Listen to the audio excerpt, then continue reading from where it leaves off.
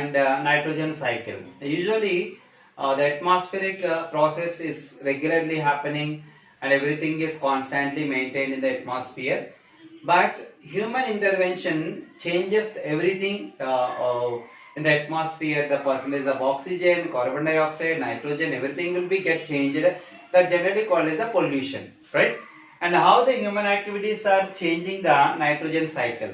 Just we see that the human interventions, for example, agricultural practices, the few practices are there, the human activities are agricultural practices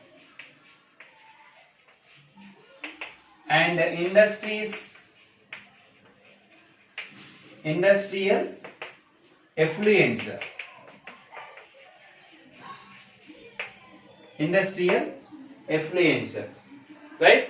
So usually human beings, when they are practicing the agricultural practices, they are using so much of nitrogenous compounds like fertilizers or pesticides, herbicides, weedicides, whatever it is. The nitrogenous compounds they are using. While they are using these nitrogenous compounds, plant utilizing somewhat amount they require, the excess can be deposited in the soil, right? And rainwater they can take in away runoff of water, take this excess of nitrogenous compounds and dissolved in the nearby water resources, then automatically the nitrogen compound in the water increases. The second is industrial effluents. Industries, what the humans are running, they are releasing the industrial effluents like nitrogenous compounds directly into the nearby water and nearby soil, right? So what happens that when they are releasing the nitrogenous compounds directly into the atmosphere like a water and soil, what happens? The nitrogenous compounds are increasing. Nitrogen compounds are increasing in the atmosphere, in the soil and water. Usually we have seen that only denitrification. Denitrification in the sense of that excess of nitrogen present in the soil is converted into gaseous state of nitrogen. But what is happening here?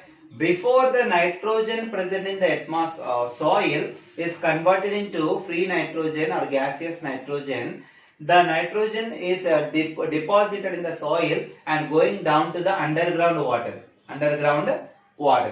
So whenever this nitrogen is going to the underground water, when people are consuming that water by drawn the water from the bore wells, those nitrogenous compounds are deposited in the body of humans and animals, and it causes a lot of damage to the health issues, right?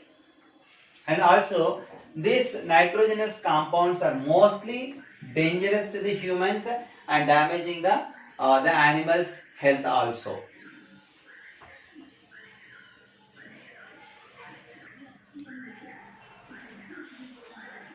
When these nitrogenous compounds more added in the soil or in the water, for example, more nitrogen is added in the water resources, for example, in the lakes and rivers.